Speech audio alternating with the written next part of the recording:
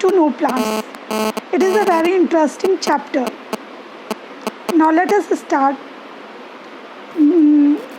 जैसा कि आप देख रहे हैं कि अपने आसपास आपने पेड़ पौधे ज़रूर देखे होंगे, अपने स्कूल में, अपने घर में, पार्क्स में, हर जगह पेड़ पौधे ज़रूर होते हैं क्योंकि इनकी बहुत ही इम्पोर्टेंस है हमारे लाइफ में।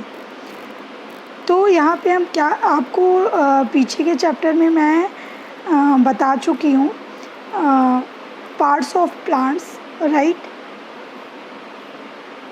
कि ये आपका क्या होता है, रूट होता है, ये लीफ होती है, ये बीज के स्टेम होता है, ये फ्रूट होते हैं, फ्लावर होते हैं, और इन सारे के फंक्शंस भी बता चुकी हूँ कि किस तरह से ये वर्क करते हैं, right. Now coming to this topic कि हर्ब्स और ट्रीज़ क्या होते हैं। जब आप प्लांट के बारे में जान गए तो हर्ब्स और ट्रीज़ के बारे में भी जानना चाहिए। प्लांट्स को ब्रॉडली 3 पार्ट में कैटेगराइज किया गया है प्लांट्स को, right. This is the plant को 1, 2, 3 कैटेगरीज में बांटा गया है। पहला है हर्ब, दूसरा है श्रब्स और तीसरा है ट्रीज़, राइट। Herbs trees. अब हर्ब्स क्या होते हैं इसके बारे में मैं आपको बताऊंगी, राइट। हर्ब्स क्या होते हैं, जैसे आपने छोटे छोटे नन्हे पौधों को देखा होगा। प्लांट्स जो कि आपकी साइज़ से बहुत छोटे हों उन्हें हम कहेंगे हर्ब्स, जो आपके साइज़ के हों उन्हें हम कहेंगे श्रब्स, और जो बहुत ऊंचे होंगे उन्हें हम कहेंगे ट्रीज़, राइट। मीन्स कि जो प्लांट की ये यहाँ पे आप देख रहे हैं ये क्या है, हर्ब है। हर्ब मतलब जिसकी स्टेम जो होगी टेंडर होगी, मतलब सॉफ्ट होगी, राइट, और जिसकी हाइट जो होगी कम होगी, और जिसके ब्रांचेस जो होंगे बहुत ही नीचे से निकलेंगे उनको हम कहेंगे herbs, okay. We also need to notice where the branches grow in some plants, close to the ground or higher up on the stem. ये क्राइटेरिया है हर्ब्स ट्रीज़ को डिफ्रेंशिएट करने का कि जो स्टेम निकल रही है वो ग्राउंड से कितना ऊपर है। अगर वो जस्ट ग्राउंड के ऊपर है तो हम उसे हर्ब कहेंगे। ये मैं आपको बता चुकी हूँ herbs trees. Next, some plants have the stem branching near the base. The stem is hard but not very thick. Such plants are called shrubs.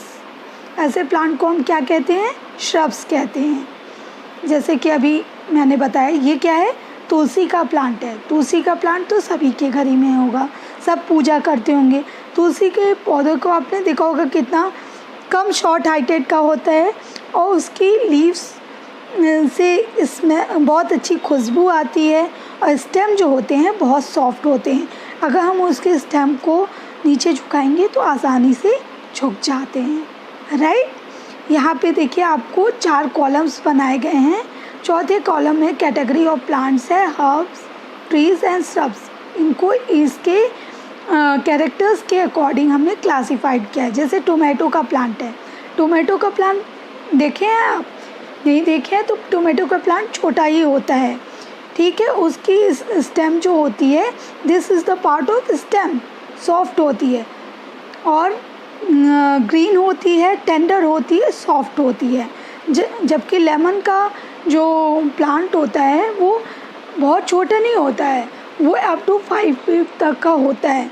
तो इसीलिए हम उसे क्या कहते हैं, स्लाइटली टॉलर देन मी, और उसकी स्टेम भी थिक होती है, बहुत थिक नहीं होती है लेकिन हाँ हार्ड होती है, लेकिन not like that of tree की बहुत हार्ड होती है। ट्री का तो ट्रंक होता है, पूरा तना होता है, मोटा होता है, ये ट्री है, ठीक है। और ये आपका हर्ब श्रब्स ट्री हो गए, ये हर्ब हो गई, ये श्रब हो गया, ये ट्री हो गई। इसी तरह मैंगो ट्री देखा होगा, नीम ट्री देखा होगा। जब आप पार्क्स में जाते हो तो आप कभी कभी आइडेंटिफाई करते होगे कि ये किस चीज़ का पेड़ है, कनेर का पेड़ है कि चाइना रोज़ श्रब हुआ, राइट। इस तरह के आप भी आसानी से कॉलम्स बना के क्लासीफाइड कर सकते हो कि कौन सा पेड़ हर्ब है, कौन सा श्रब है और कौन सा ट्री है। पुदीना देखा होगा, पुदीना जो होता है वो कैसे नीचे ट्रेल करता है, क्रीप। अभी मैं आगे बताती हूँ। Based on the above characteristics you can correctly classify the plant listed by you and complete column 4 in 17.17. Now coming to creeper. अब ये creepers क्या होते हैं, जो पौधे ऐसे ऐसे ऐसे क्रीप करके या रेंग कर चलते हैं, उन्हें हम क्रीपर्स कहते हैं। जिनकी स्टेम हार्ड नहीं होती है, जिनको किसी चीज़ का सहारा चाहता है, जो किसी सहारे के थ्रू ऊपर बढ़ते हैं, उनको क्लाइंबर कहते हैं। जो किसी का सपोर्ट चाहते हैं, जैसे कि पिक्चर प्लांट आपको लास्ट चैप्टर्स में मैंने बताया था, जो इंसेक्ट खाते हैं पौधे, उसे पिक्चर प्लांट का वो भी दिखाया था, स्लाइड्स दिखाई थी, उसे हम क्लाइंबर। मनी प्लांट तो बहुतों के घर में होगा। मनी प्लांट भी क्या है, वो कोई ना कोई सहारा चाहता है ऊपर चढ़ने के लिए। उसकी भी स्टेम क्या होती है, सॉफ्ट होती है, डेलिकेट होती है, ठीक है। Plants which weak stems that can not stand upright and spread on the ground are called creepers. ये एक इम्पॉर्टेंट पॉइंट है, right. Now climbers climb up by support of something, right, okay. अब एक activity है, अब stem के बारे में हम पढ़ेंगे। स्टेम क्या करता है, कंडक्शन का काम करता है। वाटर रूट्स ने जो भी वाटर और मिनरल्स को एब्जॉर्व किया, उसको अब कंडक्ट कौन करेगा, स्टेम करेगा, राइट। तो इस एक्टिविटी में हम क्या देखेंगे, एक ग्लास लिया, ग्लास में वाटर डाला, हाफ यहाँ तक पानी डाल दिया, पानी में हम क्या डालेंगे, रेड कलर का इंक डालेंगे और फिर स्टेम को कट कर देंगे। फिर ऑब्जर्व करेंगे कि क्या उसमें रेड कलर आ रहा है या नहीं, रेड कलर विजुअलाइज हो रहा है कि नहीं, और हो रहा है तो क्यों हो रहा है। From the activity we see that water moves up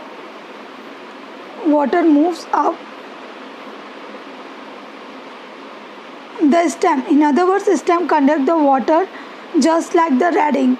Minerals dissolve in water and move from the stem. क्यों, क्योंकि उसमें जाइलम फ्लोएम होते हैं जो कंडक्शन का काम करते हैं। इस तरह से वाटर धीरे धीरे ऊपर चढ़ता है और इसी वजह से वो कलर इनटेक कर लेता है, okay.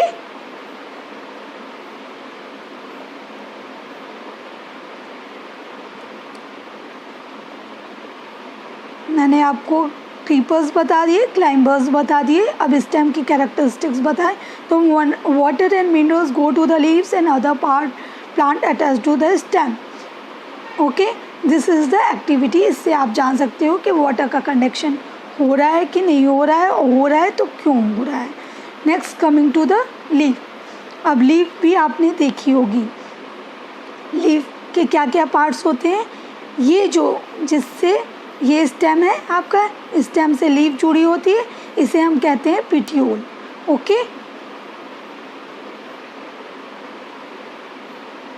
This is petiole and this whole surface is called lamina. Lamina और पिट्यूल को मिला करके हमारी लीफ बनती है। अब इस लीफ में आप ध्यान से देखोगे तो ऐसे ऐसे ऐसे वेन्स होती हैं और फिर उसमें रेटिकुलेट वेनेशंस होते हैं। इस वेनेशंस को भी हम डिफरेंट नेम से जानते हैं। जिससे लीफ अटैच्ड होती है उसको हम क्या कहते हैं, पिट्यूल कहते हैं। जो ग्रीन ब्रॉडर पार्ट होता है उसको हम लैमिना कहते हैं। और अब ये एक्टिविटी थर्ड में आप वेन्स और वेनेशंस जानोगे कि मान लो एक पेपर लिया, नीचे लीफ रख दी और ऊपर स्केच से या पेंसिल से हल्का हल्का स्केच आउट किया तो आपको वेन्स दिखाई देंगी, वेन्स एंड वेनेशंस। अब ये पीपल का पत्ता है, पीपल के पत्ते को अगर आप ध्यान से देखोगे तो उसमें बहुत अच्छे से वेन्स बहुत ही क्लियरली विजिबल होते हैं, इसे हम वेन्स कहते हैं। और ये बीच का जो ये this is when, okay, and this is midrib, okay, ये मिडरिब हो गई। अब वेन्स में भी डिफरेंट टाइप्स के वेन्स होते हैं। जैसे कि अगर आपने बनाना ट्री देखा होगा, बनाना लीफ देखी होगी, बनाना लीफ देखी है आपने, तो बनाना लीफ कैसी होती है, समवॉट लाइक दिस होती है। उसमें अगर आप देखोगे तो पैरेलल वेनेशंस होते हैं, पैरेलल वेनेशंस होते हैं, सॉरी ये गड़बड़ हो गई, बनाना लीव्स में पैरेलल वेनेशंस होते हैं एकदम क्लियर कट। और रेटिकुलेट वेनेशंस किसको कहते हैं हम? रेटिकुलेट वेनेशंस जैसे कि ये आपकी लीफ है, लीफ में यूं यूं यूं यूं करके ढेर सारे क्रिस क्रॉस होंगे तो हम उसे रेटिकुलेट वेनेशन कहेंगे। Reticulate venation and parallel venations, right. This is activity, you can do your activity yourself. Now coming to transpiration. अब ट्रांसपिरेशन क्या होता है? Water comes out of the leaves in the form of vapour by the process is called transpiration. Evaporation, transpiration ये last chapter में भी हमने study किया था, राइट। अब ट्रांसपिरेशन को चेक करना है तो क्या करेंगे? एक लीफ लीजिए, उसके ऊपर आप एक प्लास्टिक का पेपर टाई अप कर दीजिए हल्के थ्रेड से, और फिर आप कुछ घंटों बाद जब आप ऑब्ज़र्व करोगे, पॉलीथीन शीट निकालोगे तो उसमें वेपर्स आ जाते हैं। कहाँ से वेपर्स आते हैं? वो through the process of transpiration. Okay, this is the function of leaf. Now roots, coming to the root. यहाँ पे कुछ activity, place a potted plant with green leaves in a dark room for a days और to.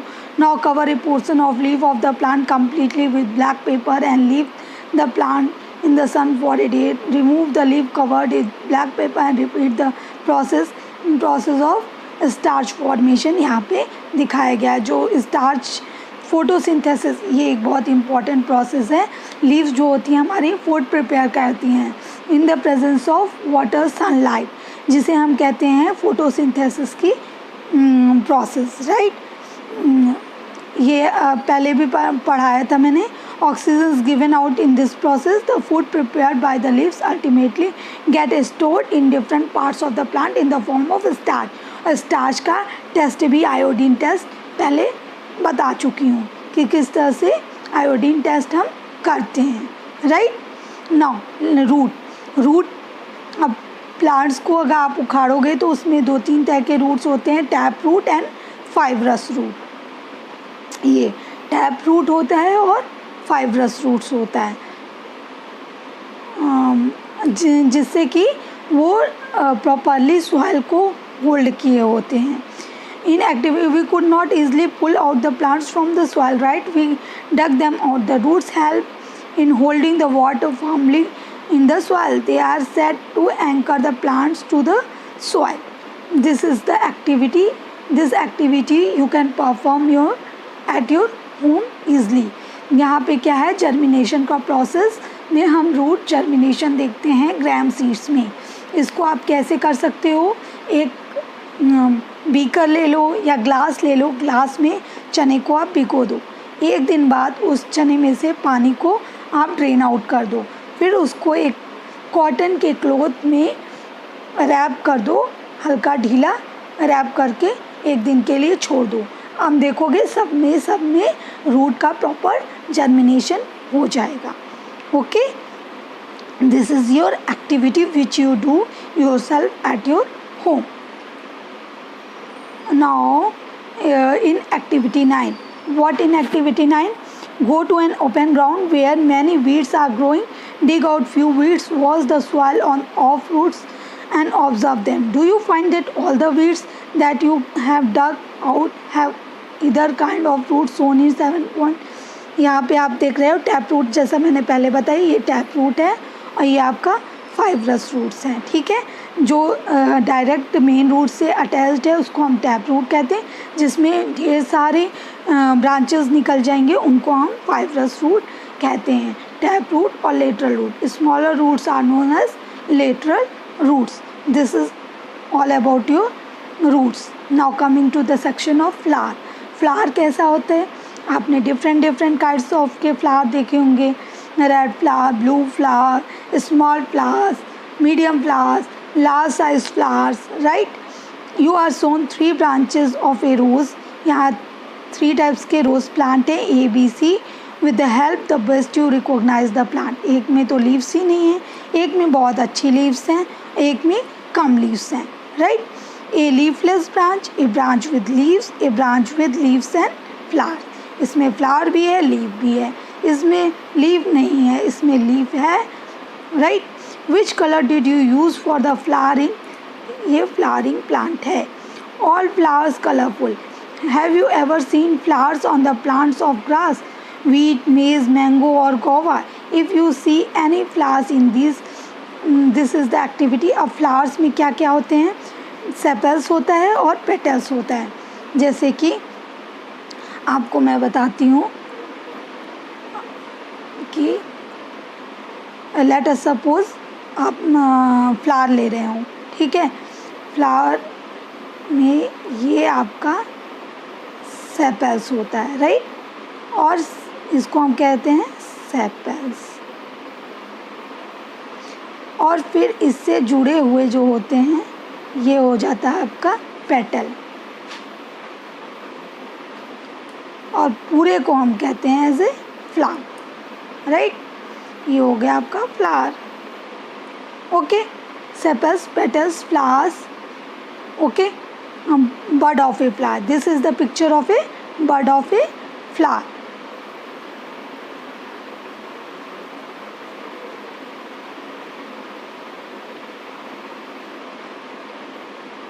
ना flower के अब parts देखो आप, ये फ्लावर का पार्ट आपको बता दिया, सेपल्स और पेटल्स। पेटल्स के अंदर भी होते हैं क्या? ये फिलामेंट एंड एंथर। ये जो होता है स्टेमन बोलते हैं इसको, और ये जो होता है स्टेमन एंड पिस्टल। ये बेल से फ्लावर है, ये बेल से फ्लावर।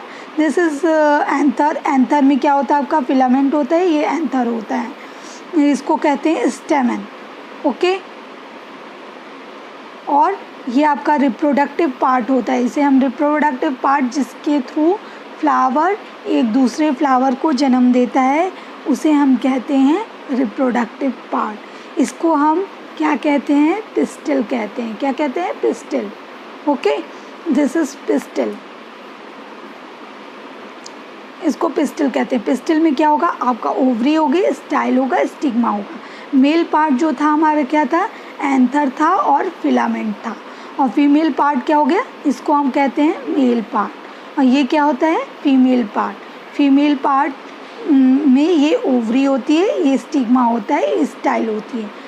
जब एंथर आकर के स्टिग्मा पे गिरता है तब फर्टिलाइजेशन होता है, और फर्टिलाइजेशन मीन्स तब वो दूसरे फ्लावर को जन्म देता है, राइट, ओके।